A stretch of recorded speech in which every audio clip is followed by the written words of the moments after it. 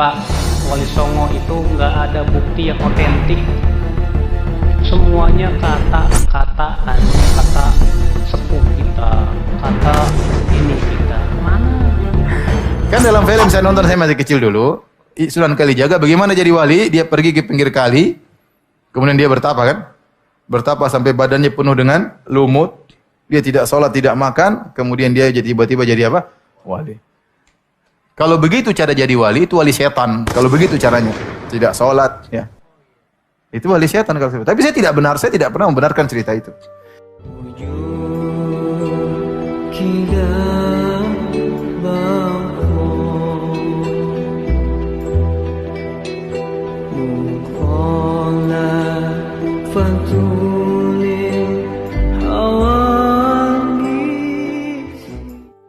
Assalamualaikum Ustaz, waalaikumsalam warahmatullahi wabarakatuh. Bagaimana dengan Wali Songo yang menyebarkan agama Islam dengan mencampurkan syariat dengan adat dan istiadat? Pak, Wali Songo itu nggak ada bukti yang otentik. Semuanya kata sepuh kita, kata ini kita. Mana? Apakah Wali Songo meninggalkan buku tulisan? Kalau Imam Bukhari ada Sahih Bukhari, Al-Adabul Mufrad. Imam Syafi'i ada Al-Um. Imam Ahmad Musnad Imam Ahmad bin Hanbal. Iya. Tapi nggak ada kitab Sunan Bonang. Adanya Sunan Abu Daud, Tirmidzi, Nasai, Ibnu Majah. Iya. Sementara kitab Sunan Bonang nggak ada. Sunan Gunung Jati nggak ada. Makanya apa? Ya, karena tidak ada bukti yang otentik tentang Wali Songo, kita tidak bisa memastikan. Katanya para wali itu mencampurkan adat dengan syariat. Mana buktinya? Kita ini mau memastikan, takut menuduh yang tidak-tidak, karena tidak ada buktinya. Kalaupun toh benar misalnya para wali itu mencampurkan adat dengan syariat, maka kita lihat apakah memenuhi syaratnya atau tidak dengan syarat-syarat yang kita sebutkan tadi. Adapun kemudian tidak memenuhi syarat, contohnya berdakwah melalui wayang golek atau wayang. Sementara syariat kita mengharamkan menggambar gambar-gambar yang bernyawa. Berarti itu adat yang tidak sesuai dengan syariat. Atau misalnya ada Wali Songo berdakwah dengan pakai gamelan. Sementara syariat kita jelas menunjukkan bahwa musik itu haram. Ini berarti adat yang bertabrakan dengan syariat. Maka adat yang seperti apa dulu? Oh, mungkin Wali Songo dulu ya pakai adat istiadat apa? Yaitu pakaiannya ngikutin adat setempat. Ya nggak masalah. Selama adat seperti itu tidak sesuai, tidak bertabrakan dengan syariat. Makanya tanda tanya besar. Karena masalah Wali Songo ini tidak ada bukti yang otentik. Apa Wali Songo yang ada dulu termasuk wali Allah? Kita tidak tahu, saya tidak tahu tentang mereka. Saya katakan semua boleh jadi wali. Dan wali tidak terbatas pada apa? 9. Ya. Siapapun boleh jadi wali. Dan wali tidak diukur dengan apa? Kesaktian. Ya. Wali itu bukan stempel yang kita bikin. Wali itu dari Allah Subhanahu wa Ta'ala. Kita hanya bilang secara zahir ini orang soleh. Ini orang soleh. Ya. Tidak ada masalah. Tetapi kalau kita mengatakan dia wali, stempel seakan-akan wali ini berarti begini, berarti itu perkara yang gaib, kita nggak tahu. Tapi kita bilang zahirnya mereka orang-orang apa? Saleh. Semoga mereka wali-wali Allah. Jadi itu antara Allah dengan hambanya, rahasia Allah Subhanahu wa Ta'ala. Apakah 9 wali ada wali Allah? Saya tidak tahu. Ya. Kalau saya mau tahu, saya harus lihat perkataan mereka, amal soleh mereka, baru saya timbang dengan Al-Quran dan Sunnah.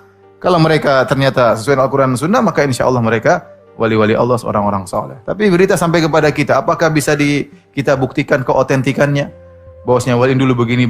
Adapun cerita yang sampai kepada kita, contohnya Sunan Kalijaga. Mau jadi wali bagaimana caranya? Bertapa pinggir kali tidak sholat. Ya tidak. Dalam film kan begitu.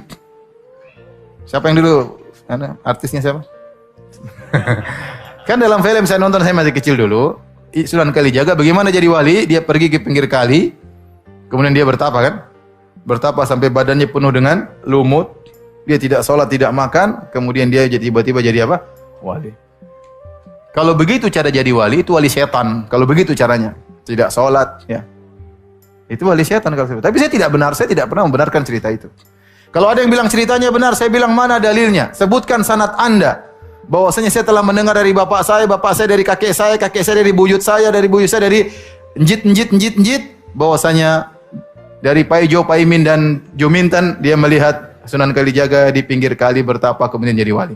Taib, kalau kamu bisa menyebutkan sanadmu, rangkaian sanadmu, ini derajatnya bagaimana? Apakah mereka benar semua ataukah ada yang tukang dusta, apalagi suka nambah-nambahin, apalagi orang kita suka nambah-nambahin cerita. Ya.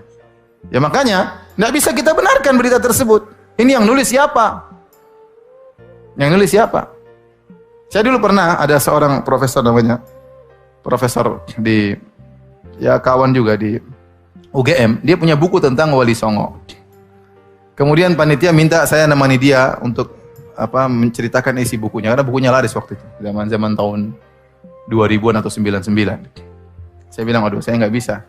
Karena kalau saya jadi pembanding, pertama yang saya kritiki berita yang sampai kepada kamu tentang kisah-kisah ini benar atau tidak, bisa dibuktikan otentiknya enggak?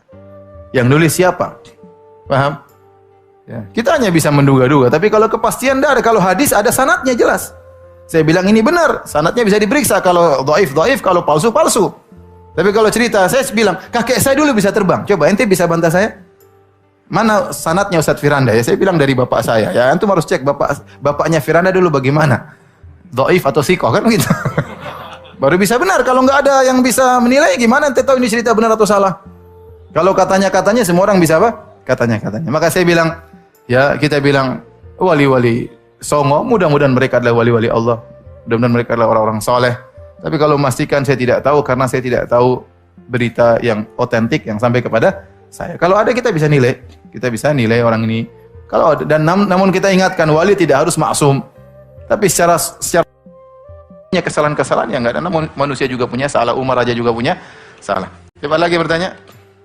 Mulane kata cerita teng Indonesia itu ngoten niku ana wali kata Sunan Ampel, ya ana wali kata Sunan Kalijogo. Semanjane wong bulet-bulet. Sampai akhirnya kudu gawe wayang, gawe gong. Ya kan masyhur itu. Kalijogo sanggeng kene dakwah teng daerah Pajang, daerah mriki lah, mulai Pajang daerah mriki. Ya Sragen opo dugi mriki. Sampai gawe wayang tengul wayang wong. Sunan Giri gak trimo, iku haram gawe patung. Wong nak gawe patung sok ben dikon ngekeki nyawa. Sunan Kalijogo ora pati tau ngaji, mantan preman dadi wali. Ngaji faslun ya gak pati tau ngaji. Walhasil akhirnya di tengah-tengah Mbak Sunan Kudus yang luwe alim, luwe seni ya ngene ae. Wayang itu dipeokno wae, terus dadi wayang kulit. Perkarane nak wayang tengul iku patung. Tapi nak trepes kulit itu ora kena dikeki nyawa wis banyak kabeh. Mulane kula nate sowan teng kiai niku kiai alim dikeki hadiah mebel lemari sangka Jepara. Niku gambare iku manuk bangun. Wapi, wos wapi tenan ukirane manuk tapi gulune iku protok. Perkara ini pas teko langsung diketok kowe kiai. Pas gulune tok ya sithik nek diketok. Lah takok ya kok diketok ya. Mergo ben ra urip.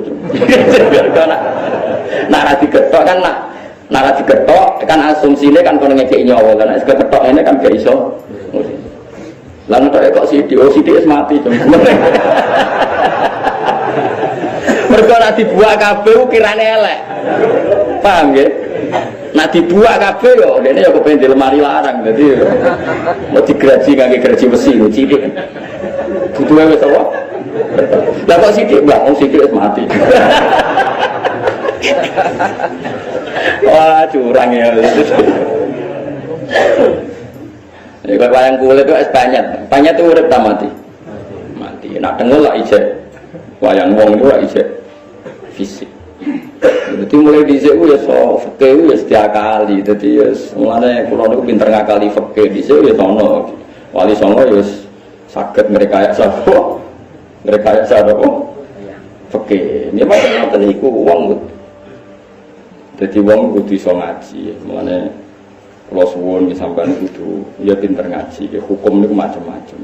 Sementing barang maksiat tetep maksiat ila yaumil kiamat. Cuma ana wong proses nobatno umat Kanjeng Nabi dengan berbagai metode. Kowe aja kecangkeman. Masyhur itu ada sahabat yang masih punya adat nyolong. Pamit Nabi ya Rasulullah sama wa Islam tapi jenengan aja ngelarang kula nyolong. Dari Nabi sementing salat sing sregep. Bareng Nabi wong iku miri ada sahabat yang protes, ya Rasulullah kenapa engkau enggak tegas melarang dia nyolong, melarang dia nyolong. Dari Nabi dawe sayan hakul. Engkau anggap sering sholat tak suwe-suwe gak nyolong dia. Ya karena orang itu bertahap, semua kebaikan itu bertahap. Tapi Nabi gak pernah mengatakan nyolong itu halal. Mau tidak melarang saat itu. Beda loh yang mengatakan halal sama mau tidak melarang saat itu. Jadi beda. Ono wong Islam pamit Nabi buatin zakat, Nabi dia mental. Ya sebenarnya gue Islam.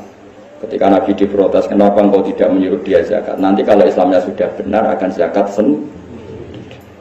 Jadi yang haram tetap haram ila yaumil kiamah. Cuma orang mendesak gue kecangkeman munamuni. Paham ya?